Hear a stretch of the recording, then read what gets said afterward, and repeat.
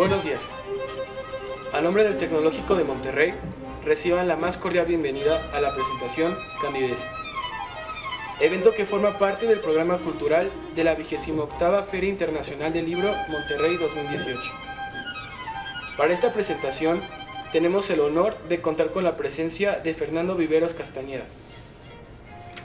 Nació en la Ciudad de México, lector permanente y viajero por los 5 continentes, periodista digital.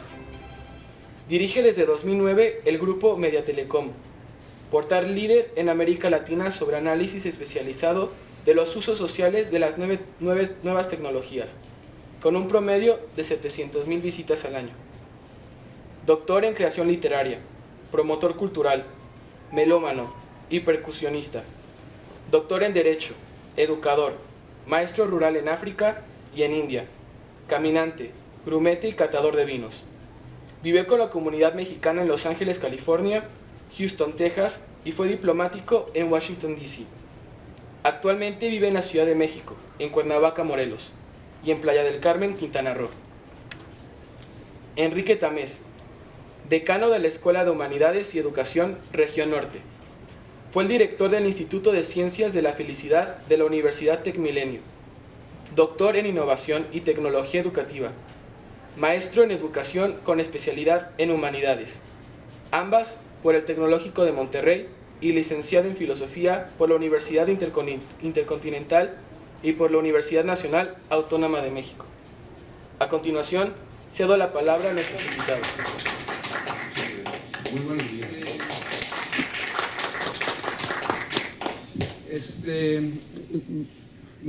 Me gustaría pensar que esta no va a ser una presentación tradicional de un libro. Yo me formé en mis primeros años académicos no en México, me formé en los Estados Unidos, y cuando llegué a México y empecé a ver la vida universitaria aquí, me empezó a dar cuenta de que existía algo en México que no existía en otras partes del mundo, que era la presentación de libros. A mí eso en Estados Unidos, en Inglaterra, en Europa, no existe como tal, no se presenta un libro.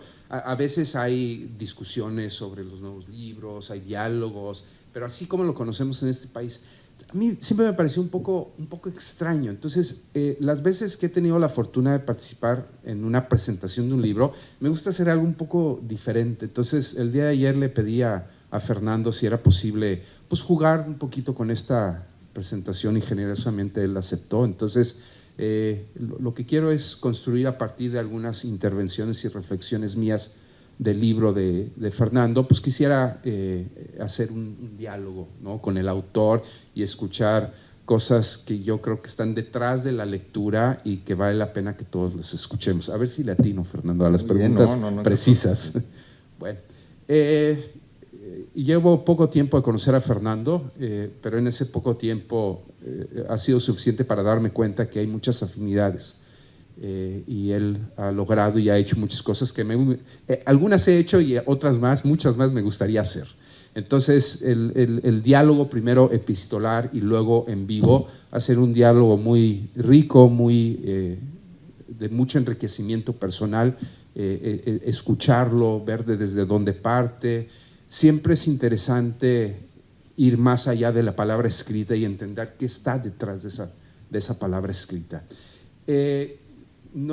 Quisiera hacer una presentación más íntima de Fernando. Ya escuchamos parte de su currículum, tiene una trayectoria muy importante en la vida intelectual y también en la vida pública de nuestro país, ha ocupado puestos importantes de gran responsabilidad. Y me gustaría definir a Fernando como una persona que está buscando. Toda persona en movimiento es una persona que está buscando algo, que no está en el lugar, ¿no?, sino que quisiera encontrar algo en otro lugar, y por eso es el movimiento, por eso es el cambio.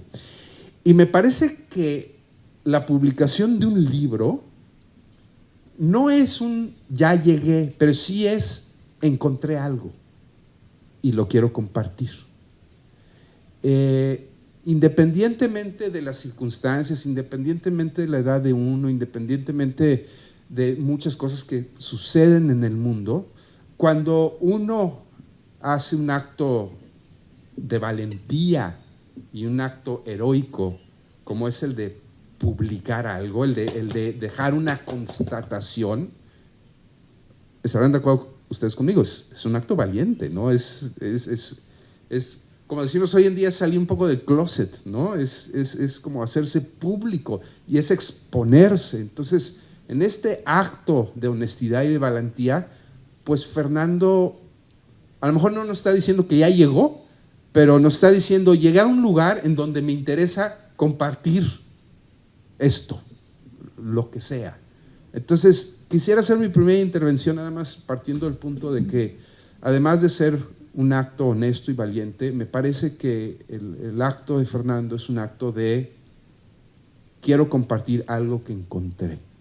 Y pues vamos a tener algunos minutos para poder charlar de esto que Fernando encontró. Quiero empezar con una cita de Benito Taibo y dice: el libro es capote de torero, paraguas para el sol y la lluvia, escudo contra las flechas de la estulticia, de la imbecilidad que inundan el cielo.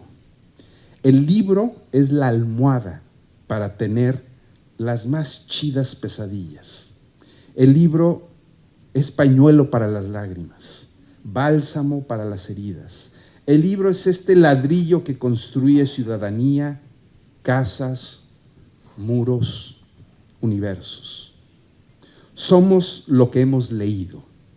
Por el contrario, seremos la ausencia que los libros dejaron en nuestras vidas.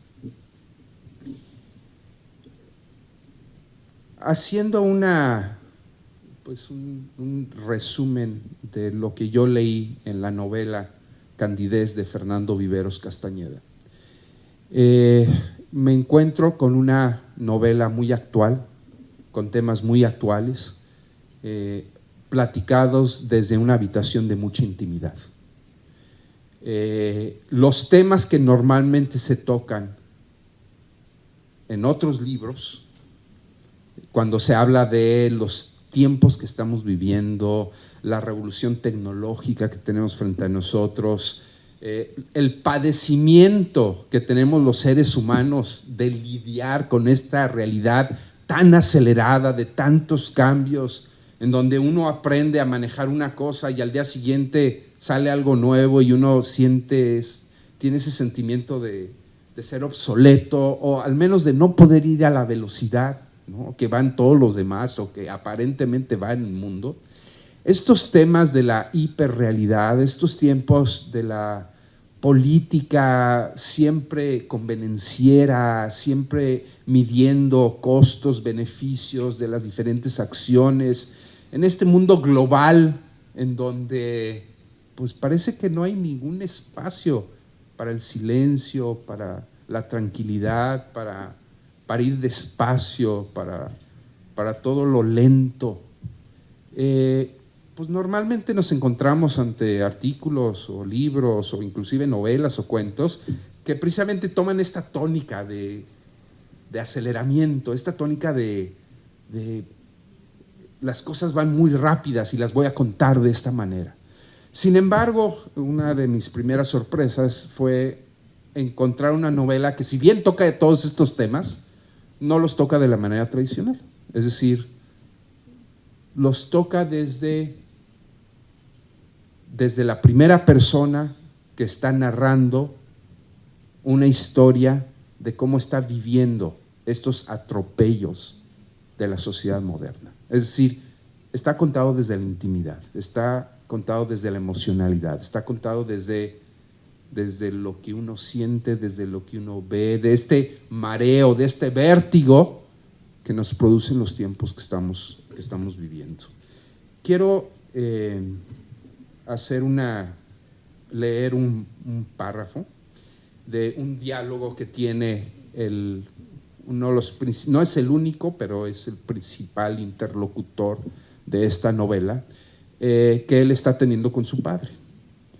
Es un episodio pequeño, rápido, pero contenido de muchísima profundidad. El padre, pues ya mayor, tiene cierto padecimiento senil, ¿no? Hay cosas que el padre de repente no olvida, ¿no?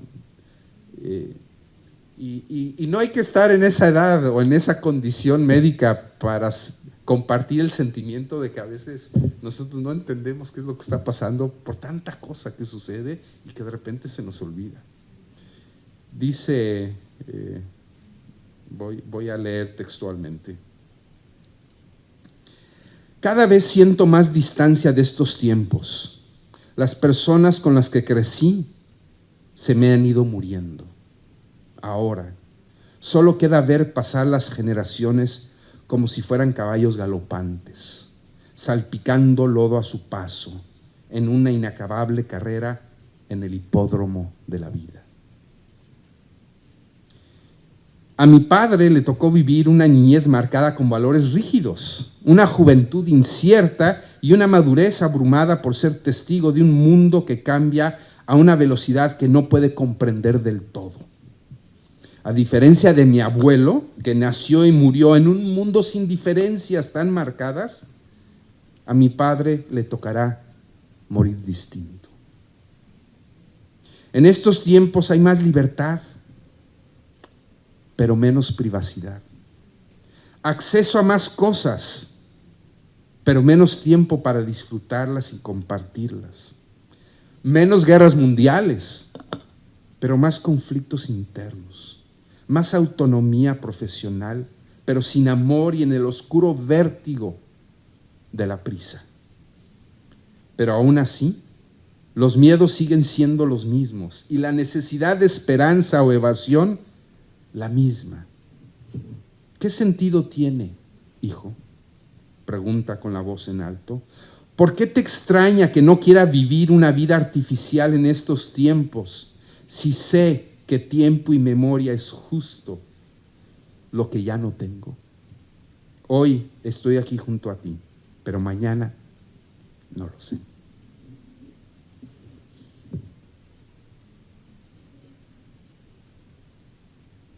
Fernando, ¿qué te lleva a escribir sobre estos tiempos que estamos viviendo? ¿Qué te lleva a escribir de manera, repito, tan íntima, un poco nostálgica?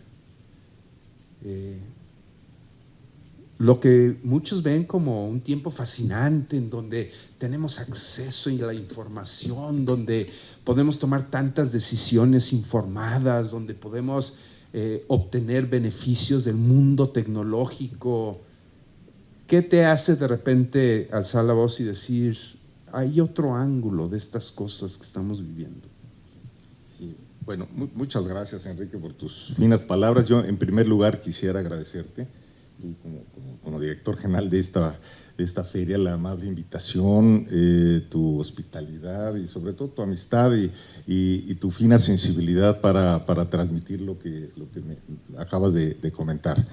Esta feria, pues más que feria, es una fiesta porque reúne y congrega a gente que compartimos la convicción de que la lectura, el libro, la literatura son instrumentos muy poderosos que nos equipan, nos arman y nos ayudan. Nos equipan para entender mejor el mundo, para entender mejor a nosotros mismos, para entender nuestras emociones, nuestras pasiones, nuestros sentimientos y de esa manera conocer al otro. Nos arma porque con estos instrumentos podemos enfrentar con mayor certeza las adversidades, los desencuentros, los sinsabores que nos lleva precisamente esta vida de vértigo hipermoderna. Y nos ayuda porque nos ayuda a vivir mejor, nos da la posibilidad de gozar más y sufrir menos. Entonces, en primer lugar, yo quiero reconocerte lo que has hecho aquí en la feria. Creo que es una actividad sumamente importante para darnos precisamente esto. En segundo lugar, quiero agradecer a todos los que han venido en esta mañana fría y nublada de domingo a compartir esta fría en términos de Monterrey, hacemos la aclaración, porque puede ser muy caluroso en otros lugares. Compartir esta presentación de esta mi primera novela que se llama Candidez. Y Candidez, ya tocando los puntos y los ángulos que tú has señalado, pues podría maridar muy bien con esta combinación de mi calidad de escritor tardío, como lo mencionaste. Es decir, las personas que hemos decidido publicar en el tercer tercio de nuestras vidas. Ejemplos de éxito, pues puede haber muchos, el mismo Saramago, Raymond Chandler, Sam Savage, Daniel Defoe, han hecho muchas cosas, pero después de los 50 años han hecho caso a esa búsqueda que tú acabas de mencionar, de cómo se puede transmitir la experiencia, cómo se puede expresar de una manera literaria lo que la vida nos ha permitido disfrutar o sufrir o enseñarnos. Entonces, en ese sentido, yo no estoy muy de acuerdo a ese tipo de categorías. Yo creo que lo importante es estar muy pendiente, muy consciente de que la vida transcurre y de que es importante darse cuenta de que si no nos expresamos, si no hacemos lo que la intuición nos convoca, pues es simplemente dejar que los segundos y lo que hay entre segundo y segundo se nos vaya escorriendo como agua tibia entre las manos. Entonces, en ese sentido es que yo pues decidí escribir esta novela Candidez, que me motiva precisamente a transmitir lo que yo he vivido y ver cómo desde el punto de vista de una persona, como puede haber tantas, concebimos esta velocidad, este vértigo de vida hipermoderna que nos está llevando. Yo estoy convencido de que la etapa de la historia de la humanidad que estamos viviendo es por mucho la más interesante, la más coyuntural, la que nos aporta mayores oportunidades, mayores posibilidades de solucionar los grandes problemas del planeta, pero también conlleva de la mano el gran reto, los grandes desafíos para conservar nuestra propia humanidad. Y entonces, en ese sentido, creo que el hecho fundamental que ha sido disruptor de lo que marca la diferencia, y es el parteaguas de todas las etapas anteriores con esta, han sido indiscutiblemente la presencia y la convivencia con las nuevas tecnologías. Las nuevas tecnologías como la nanotecnología, la biotecnología, la inteligencia artificial, la robótica, la tecnología, cuya convergencia ha propiciado un gran vértigo en su proceso de innovación, en su proceso de desarrollo exponencial.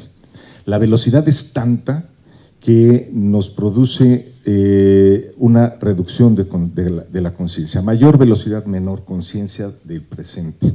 Es como estar en el tren bala, a través de la ventana del tren bala, tratando de ver, ¿no?, con detalle cada árbol que pasa, ¿no? Entonces es muy vertiginoso y reduce la conciencia de lo que nos está pasando. Y definitivamente la convergencia de estas tecnologías ha afectado todas las actividades humanas. Prácticamente todas las actividades humanas están ya determinadas con el uso de las nuevas tecnologías. Y entonces, ¿qué pasa cuando reducimos la conciencia? Cuando reducimos la conciencia, pues detona un proceso en las emociones y sentimientos en la vida que estamos viviendo. A menor conciencia, mayor incertidumbre, a mayor incertidumbre, mayor estrés, a mayor estrés viene la ansiedad, con la ansiedad viene el hiperconsumo para tratar de paliar un poco la ansiedad, con el hiperconsumo viene el proceso de un individualismo narcisista, egoísta, que marca directamente las relaciones humanas, las relaciones sociales, las relaciones de amor, de amistad, de solidaridad. En el momento en que nosotros nos enfrentamos a este tipo de relaciones, vemos el principal espejo de todo esto en las redes sociales y en la web. Las redes sociales hoy en día se han vuelto generadores de existencia. Accedo a una red social, subo una imagen, un video, un texto, me replican o hay alguna reacción, luego existo. No hay peor humillación que subir una información a cualquiera de nuestras redes sociales y no recibir ninguna reacción. ¿Por qué? Porque nos regresa a nuestra soledad, a nuestro estado primario de soledad, y nos regresa a la terrible autopresunción de inexistencia. Entonces, y esto se manifiesta en Facebook. Hoy en día, pues ese ya el registro civil, ¿verdad? Materialmente sabemos que andamos con una persona y nos enteramos por Facebook, ¿no? Con estas relaciones que dicen está soltero, está casado, está divorciado, o es muy complicado de plano. O el dispositivo móvil en donde pues es un confesionario que vamos teniendo, ¿no? En este momento voy a entrar al restaurante, voy a pedir la carta y lo subo uno al Facebook. Ahorita estoy haciendo la cola para el aeropuerto y estaba uno confesándose siempre, pero simplemente para obtener del otro el reconocimiento a la propia existencia. No sé si ustedes sepan que, bueno, hay estudios ahorita en el MIT que demuestran que uno consulta de 700 a 900 veces su celular, simplemente para el hecho de ver si hay algún nuevo correo, algún nuevo mensaje, alguna nueva información que acceda a través del celular. Estamos volviendo el celular como una extensión de nuestra mano y nos estamos privando del dulce encanto de tener las manos libres, la cabeza erguida y de la sonrisa con nosotros mismos. Y entonces, pues todo esto nos lleva a la percepción de la realidad como la estamos viviendo. Entonces, pues contestando tu pregunta, ¿qué me motivó a escribir esta novela hoy en día? Pues es precisamente eso, que ante este cúmulo de emociones y sentimientos que vivimos, la realidad hipermoneda se ha vuelto un gran carrusel de espejismos que cada quien va teniendo, cada quien se imagina espejismos, ¿no?, en medio de esta realidad y los va metiendo, incorporando a una gran burbuja que es nuestra relación con nosotros mismos y lo asumimos con candidez. Y de ahí viene el título precisamente de esta novela, que se llama Candidez. ¿Qué me motiva a mí esto? Candidez no lo estoy diciendo en términos peyorativos, porque candidez es muy diferente a ingenuidad. Candidez quiere decir que tomamos decisiones con información, con conocimiento, con capacidad de reflexión, de buena fe, cándidamente, y que podemos tener la posibilidad de equivocarnos, pero que asumimos las consecuencias. E ingenuidad es tomar decisiones sin información, sin conocimiento, sin reflexión y pues dejando que las consecuencias simplemente nos sorprendan. Yo creo que un ejemplo de ingenuidad pues es pensar que estos temas que estamos viviendo de las nuevas tecnologías es un esquema de ciencia ficción. Son temas que no nos van a tocar porque eso está muy lejano, en 50, 100 años nos tocará, pero nuestra realidad inmediata es diferente. Y pues yo creo que no, esa es una visión ingenua porque estamos ya inmersos dentro del proceso de velocidad, de vértigo que nos llevan las nuevas tecnologías. ¿Qué lleva a un hombre de 58 años a escribir ya una novela sobre esto desde el punto de vista de la intimidad? Yo creo que es precisamente eso, o sea, tratar de rescatar como único aliciente en medio de esta vida, como un instrumento, como una herramienta de salvación, la reflexión, la autoobservación, la conciencia de sí mismo y la capacidad de mantener la humanidad dentro de todo este vértigo. Fernando, comenzando por el título, si mi lectura fue la correcta, si observé con el suficiente cuidado, el término de candidez no lo utilizas hasta, creo que en 4 o 5 páginas antes de terminar el libro aparece por primera vez el adjetivo, no la clasificación de candidez. Es decir, me da la impresión de que si bien el concepto existe a lo largo de toda la novela, tú no cometes el error de anunciar desde el primer momento la importancia de esta. En efecto, no es ingenuidad, pero me gustaría utilizar un término creo que más aceptado, que es el de inocencia. En la candidez sí hay cierto grado de inocencia, porque hay cierto grado de credulidad, es decir, yo creo, como mencionaste hace un momento, es de buena fe, ¿no? Entonces, de buena fe yo tomo la información y aparte de ahí, ¿no?, hago algo, tomo acciones y bueno, habrá repercusiones, ¿no?, de algún tipo. A veces, pues gente muy importante, algunas de las personas que describes en la novela, pues tienen posiciones políticas muy importantes a nivel regional y a nivel internacional, y obviamente sus decisiones no únicamente tienen repercusiones sobre su vida o de su círculo inmediato, sino tienen repercusiones sobre pues, toda la gente que habitamos el planeta Tierra. Pero insisto, el concepto no aparece, según yo, nunca pones la palabra candidez hasta faltando 4 o 5 palabras, 4 o 5 páginas del libro. Parece ser que todos los personajes, salvo un personaje que voy a citar, de nombre Ron Kouspensky, así lo pronuncio correctamente, Kouspensky, salvo ese personaje que es una especie de antihéroe, una especie de Sauron, ¿no? De Señor de los Anillos, una cosa así muy oscura, muy tétrica, que se nota desde el primer momento. Haciendo al lado ese personaje, pareciera ser que todos los personajes tienen cierto grado de inocencia, es decir, están pasando cosas que no entienden bien, ¿no? Cuáles son las repercusiones de eso que les está sucediendo, pero pues al final de cuentas están actuando de buena fe, no están, tienen posturas diferentes ante nuestra realidad hipermoderna, pero pues es todos, vamos, es fácil como lector sentirse empático prácticamente con todos los personajes.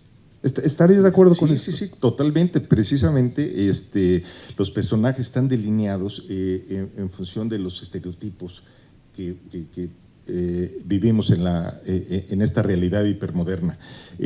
Hay personajes que precisamente con candidez, con información, asumen su papel y asumen su vida y asumen estos espejismos y le dan sentido a sus vidas conforme estos espejismos.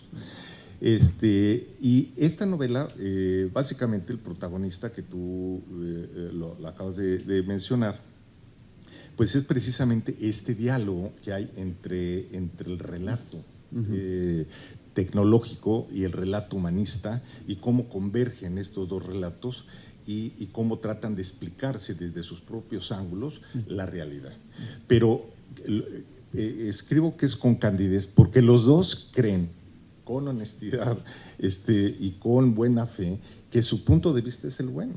Por ejemplo, las gentes que estiman que la nueva tecnología nos van a llevar a la evolución de la especie humana y estamos en el vértice, en la frontera de tal vez el agotamiento del Homo sapiens como especie, y estamos a punto de entrar en otro concepto de especie que pueda ser precisamente la inserción tecnológica en nuestros cuerpos y dar vida a una especie de homotech, no homotech de tecnológico de Monterrey, pero sí al homo deus que menciona Harari, o al homo tecnológico, que es una mezcla entre el Homo sapiens y la tecnología.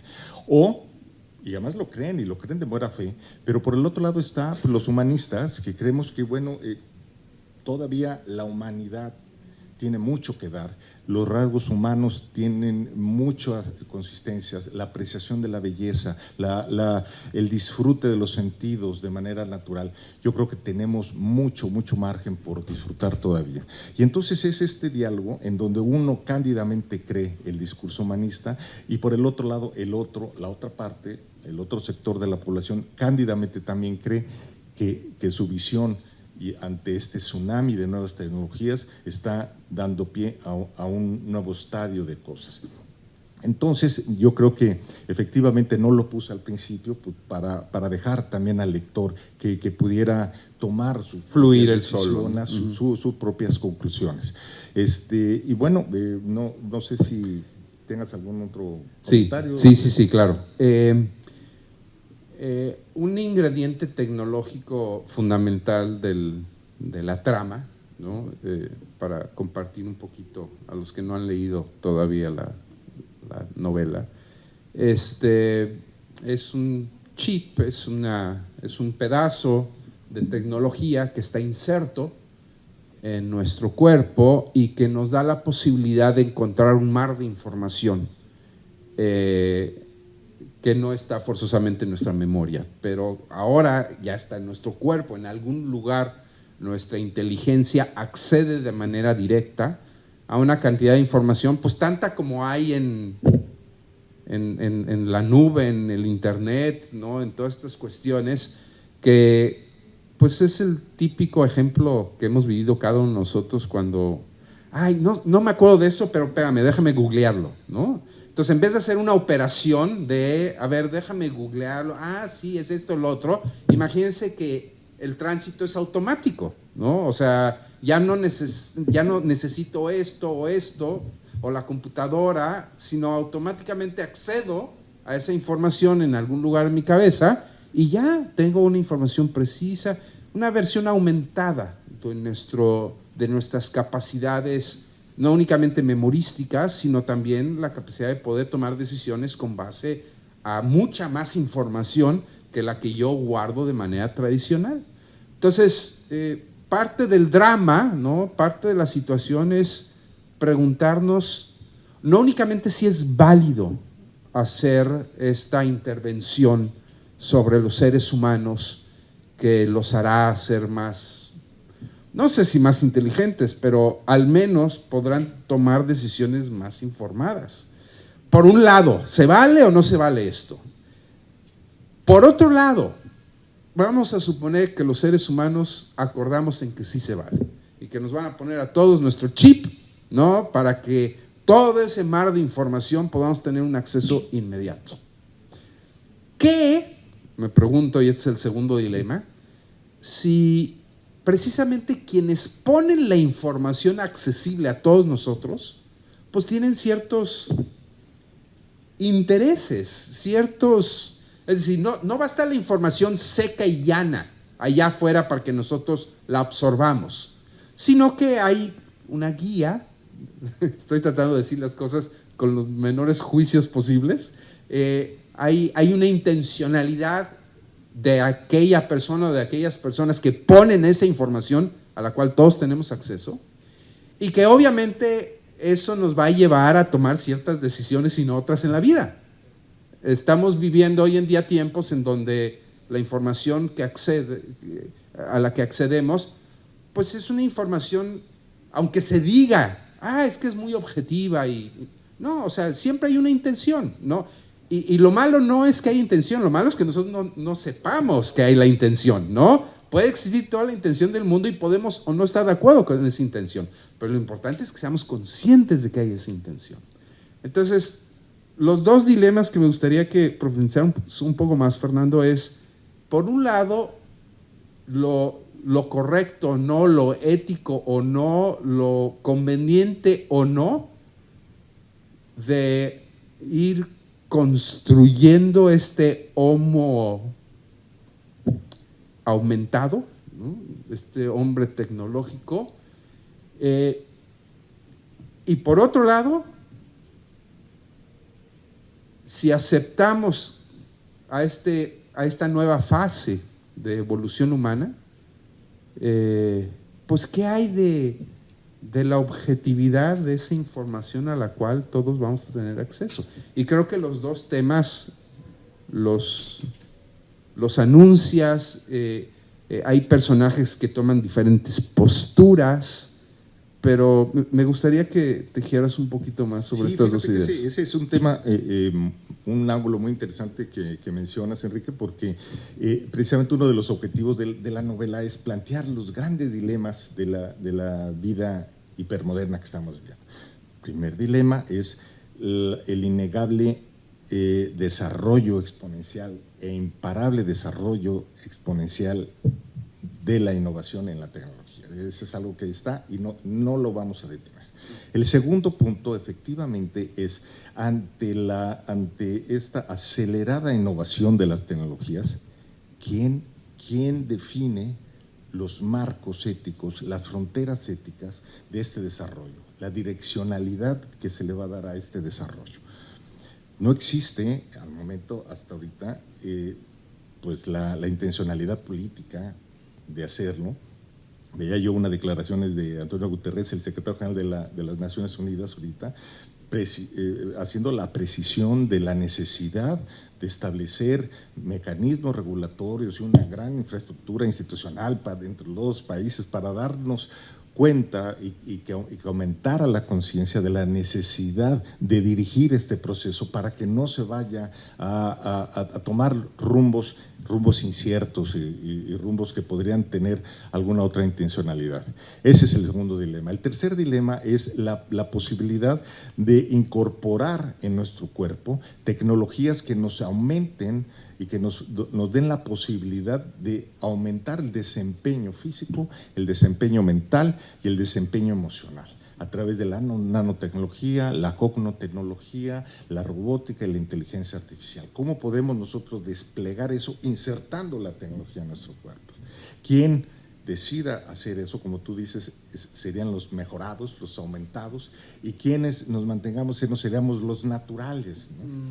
Y entonces el siguiente dilema es cómo sería la convivencia entre seres mejorados y seres que nos conservemos naturales, ¿no? Bioconservadores. Los bioconservadores.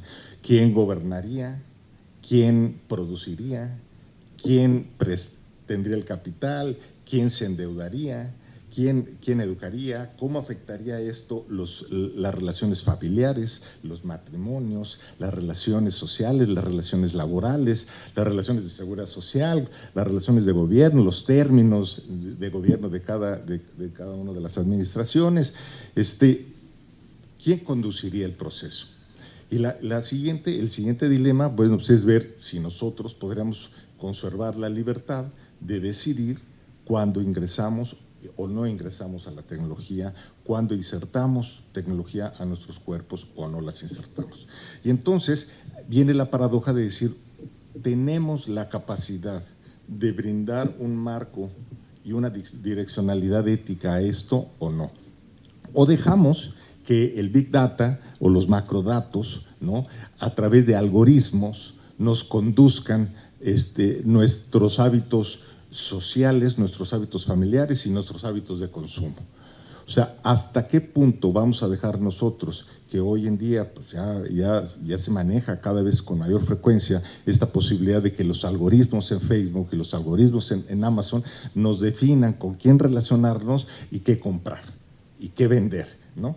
Y entonces ese es el gran dilema, yo creo que estamos en presencia en estos días. Si tenemos la posibilidad de enfrentar eso ante mayor conocimiento de nosotros mismos, o vamos a permitir que los algoritmos concentrados en una gran nube, ¿sí?, y que esa gran nube alguien la dirige y alguien direcciona o delimita o no delimita en forma ética esta gran acumulación de información en los macrodatos, hasta qué punto se pueda transferir la autoridad de uno mismo a esta nube o a esta Big Data, ¿no?, que controle toda esta información.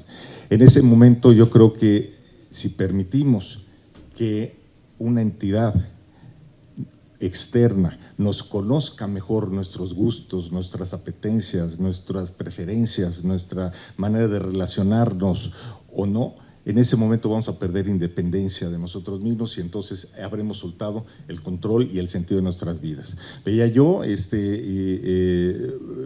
los libros electrónicos, hay ahorita un estudio en Amazon que permite, está ya en el prototipo, de que a través de la tableta, del libro electrónico, ya no leamos nosotros el libro electrónico, sino que el libro electrónico nos lea a nosotros a través de identificadores sensoriales, faciales.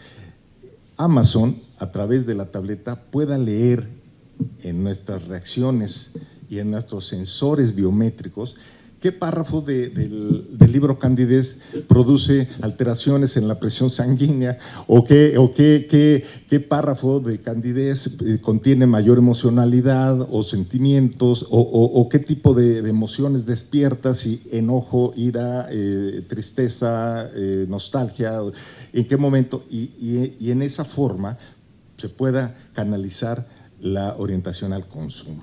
Entonces, un punto importantísimo es tener esta capacidad de autoobservación, de autoconciencia, para que nosotros seamos los que nos conozcamos mejor en vez de los algoritmos, ¿no? Yo les puedo decir, yo leí el libro en la versión Kindle, entonces estos aparatos tienen una camarita, entonces seguramente me estaban viendo mis reacciones y yo les puedo compartir el momento de la novela en donde yo tuve una reacción digna de compartirse. Y es en el momento en el que este tipo de tecnología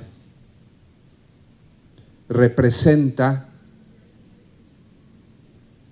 la salvación de una vida humana. Es decir, parece ser que lo que hemos dicho hasta este momento es un mensaje de, oigan, hay que irnos con cuidado, ¿no? Hay que tener ciertos límites, hay que tomar esta evolución con los debidos cuidados. Y como bien describe el autor, no hay un personaje, ¿no? O hay una serie de personajes que claramente afrontan, ¿no? La oleada tecnológica que trata de intervenir de esa manera tan minuciosa en la vida humana. Pero cuando a uno de estos personajes que tiene muy clara su postura, de repente le dicen, oye, pues alguien a quien tú amas está al borde de la muerte. Y esto le puede ayudar a vivir, le puede ayudar a sobrevivir. O sea, cuando ponemos estas situaciones en límites de vida y muerte, a lo mejor la postura de muchos de nosotros cambia, ¿no? Y parte central de la novela es llevar, no a una situación común, porque no lo vivimos todos los días, pero a una situación en la que pudiéramos estar cualquiera de nosotros, que de dientes para afuera es muy fácil decir, oye, no, espérate, no se metan en mi vida, no se metan en mi intimidad, no me anden incrustando absolutamente nada. Está fácil, relativamente fácil tener esa postura. Pero, repito, cuando los dueños de la tecnología le ofrecen a uno en una situación extrema, oye, no, esto puede salvar la vida de alguien a quien amas. Pues entonces ya no está tan fácil, Fernando. No, pues por supuesto que no, pero ese es de los grandes dilemas que presenta la novela, en el sentido de precisamente estar en la coyuntura de recibir las bondades de la tecnología, matizarlas, no podemos desprendernos de eso. Efectivamente, cuando estás, el protagonista, Salvador Leal, cuando enfrenta que la vida de su hija depende precisamente de la nanotecnología que le ofrece el antagonista de la novela, pues es un conflicto interno emocional, en donde él decide, porque no le queda más remedio, de aceptar la ayuda que le ofrecen. Pero no le quiero platicar más la trama, pero el siguiente punto es cuando pasan el desahogo de esto ante la inserción tecnológica, se salva la vida de la hija, pero la esposa y él deciden embarazarse nuevamente.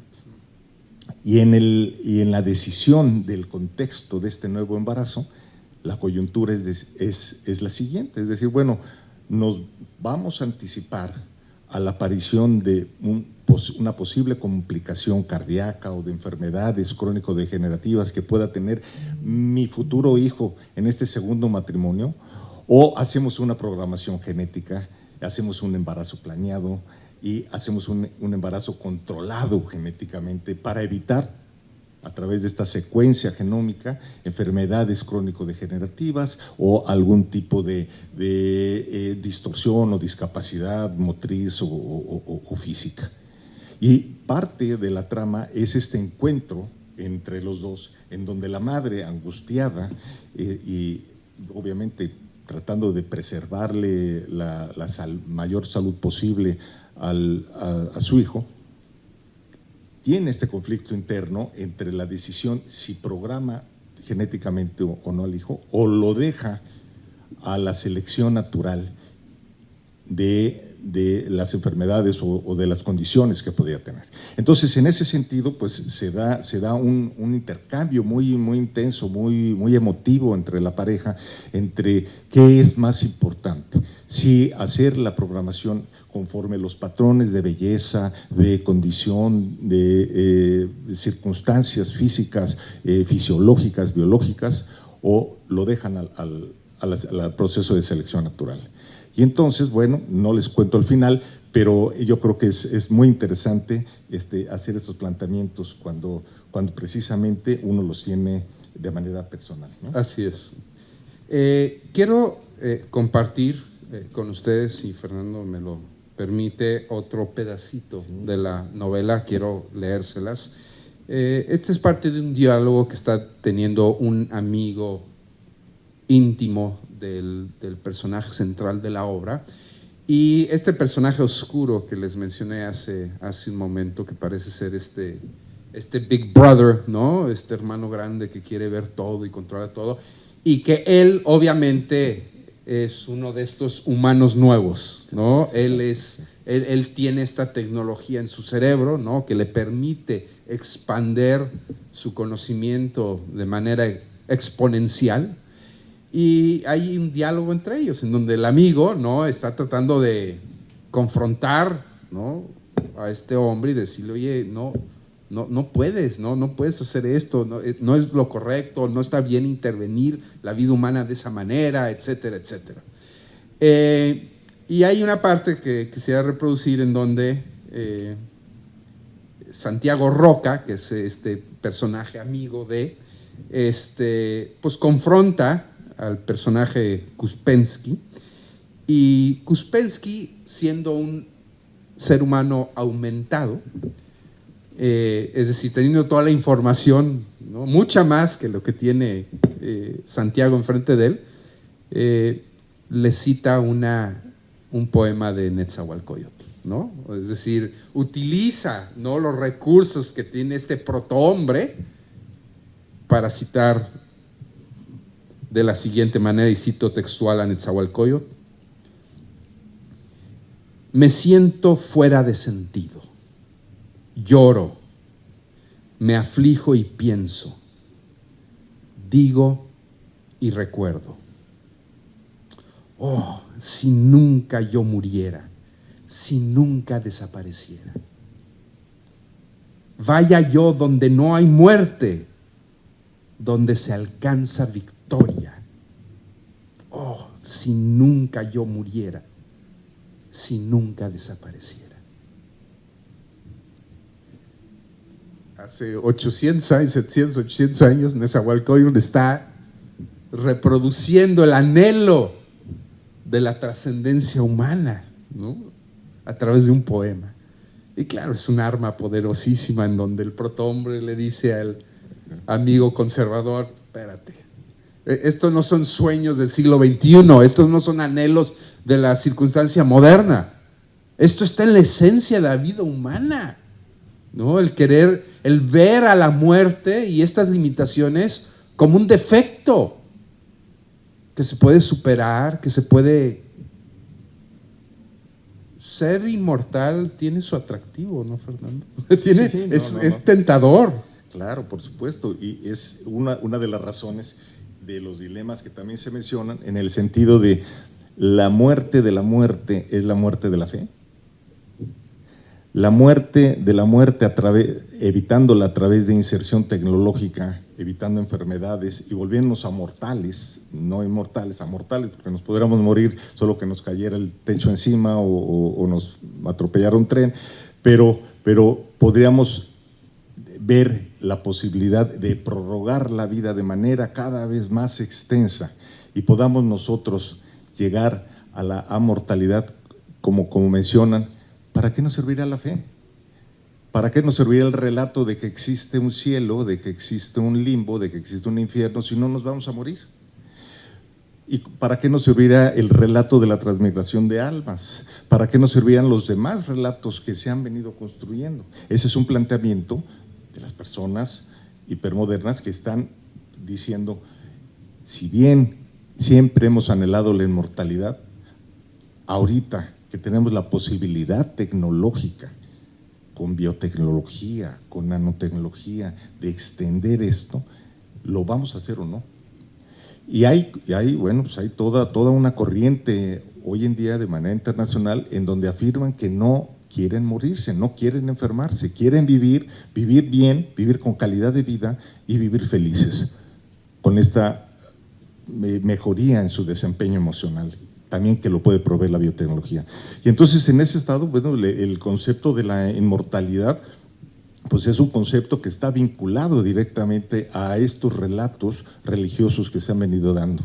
Ahorita mucha gente también dice que, bueno, estamos también en el borde de que no desaparezcan religiones, sino que haya religiones vinculadas a las nuevas tecnologías también, que de manera como anteriormente creíamos en alguien que estaba en las nubes, pues hoy también, de manera metafórica, se dice que también vamos a tener a quien creer en las nubes, pero en las nubes de Amazon, en las nubes de Google, de desarrollar esta… Siguen siendo nubes, ¿no? Pero de otra manera. Nubes, exactamente.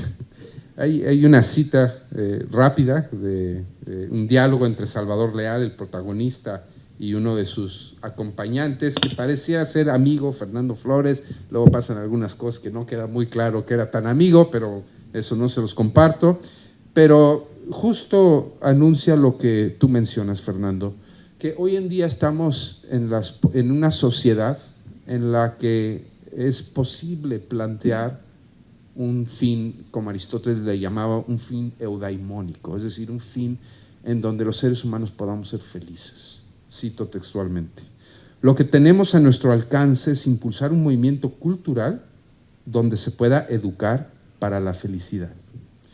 Que la promoción de la lectura y las expresiones culturales sean pilares básicos y que así nuestra memoria se desarrolle naturalmente. Otra vez encontramos aquí la posición de ¿por qué no aspiramos a algo mucho más complicado de lo que pueda resolver la inteligencia artificial, como es el hecho de plantear la posibilidad de que todos seamos felices? No parece ser un problema para resolverse desde la inteligencia artificial, desde el acceso ilimitado al conocimiento de la nube o desde un chip insertado en la parte de atrás de la oreja, ¿verdad? Parece que no. Parecería que ese es el punto neural de la candidez de la corriente transhumanista, de la corriente hipermoderna, en donde precisamente creen con candidez que se puede llegar al concepto y a la vivencia de felicidad a través de las nuevas tecnologías, dejando a un lado la posibilidad natural de llevarlo a cabo con nuestros propios elementos disponibles y con la belleza de lo que tenemos como seres humanos, ¿no? Quiero hacer un par de últimas reflexiones, si me lo permiten. Ya andamos sobre el tiempo, Fernando. Volviendo otra vez al concepto de candidez. En efecto, bien aclaraba nuestro autor, no hay que hablar de ingenuidad. Repito, yo creo que sí hay que hablar un poco de inocencia, ¿no? De inocencia, la inocencia de un niño, no la inocencia en términos negativos, sino oye, cuando tú le dices algo a un niño, el niño lo cree, ¿no? Eso es ser inocente, ¿no? La posibilidad de poder tomar la información como es, sin estar prejuzgando, sin estar midiendo si sí o si no, de dónde viene. Un niño es inocente en la medida en la que puede aceptar la información sin ningún costo, ¿no? Pero también hay otras dos palabras que me vienen a la mente cuando utilizo el calificativo, el sustantivo de candidez. Uno es, y viene de la misma raíz, candor. Candidez y candor vienen de la misma raíz latina. Alguien con candidez es alguien con candor, es decir, que tiene un impulso, que tiene una necesidad, como les decía en un principio, de movimiento, tiene una necesidad de cambio, tiene una necesidad de buscar más allá de. Pero también el cándido, ¿no? La candidez también se refleja en sencillez.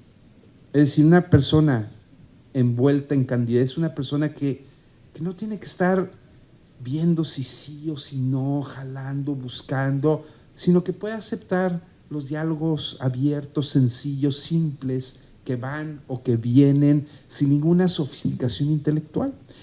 Y muchos de estos personajes que se describen en la novela, repito, a pesar de ser gente intelectualmente muy sofisticada, con posiciones políticas muy importantes, Fernando cuida mucho en la novela el no decir, ¿no? Que estamos hablando, por ejemplo, del presidente de México, nunca lo mencionas, pero digo, hay un coqueteo natural de pensar que ese que está hablando y que está viendo esto, pues definitivamente está inscrito en el ámbito latinoamericano, pero pues también hay ciertas sugerencias, ¿no? Que lo ponen en un contexto mucho más nacional.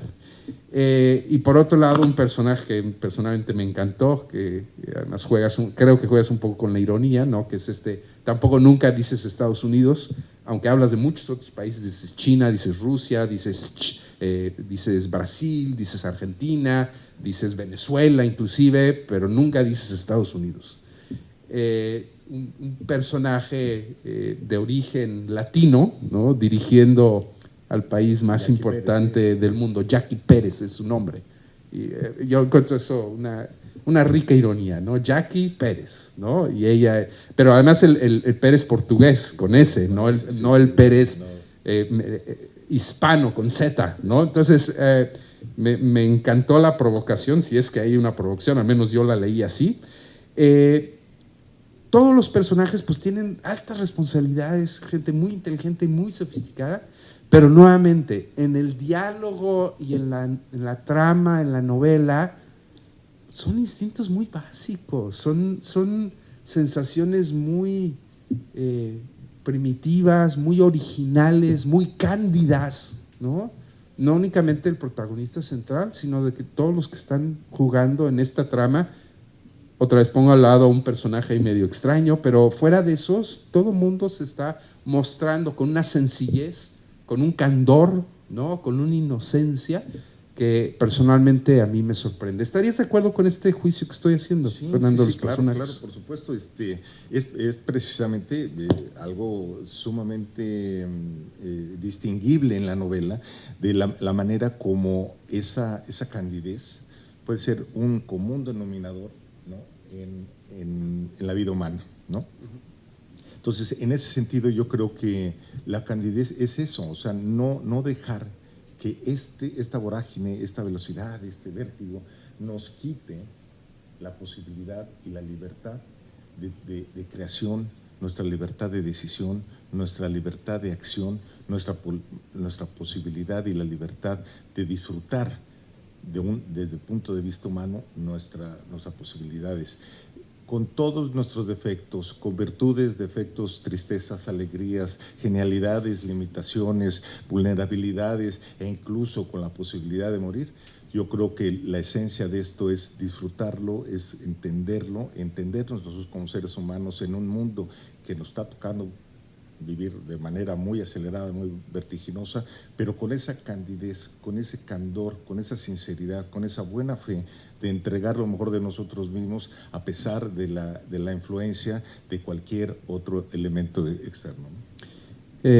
Cito: respiro profundo y sabiendo que no tengo nada que perder, le confieso abiertamente mi candidez como la mejor alternativa que he tenido dentro de mi condición humana para sobrevivir en el mundo que me tocó vivir y para seguir de pie y andando en el camino.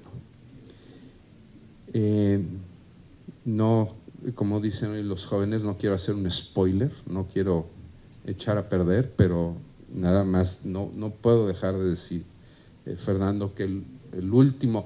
es una lectura muy generosa y muy de acuerdo a nuestros tiempos porque son capítulos breves y contundentes, no hay rebaba en la lectura, sino todo es muy preciso y pues son capítulos cortos, ¿no? Que amenizan mucho la lectura. Y otra vez, sin querer hacer de esto un spoiler, pero sí les quiero compartir que el último capítulo es…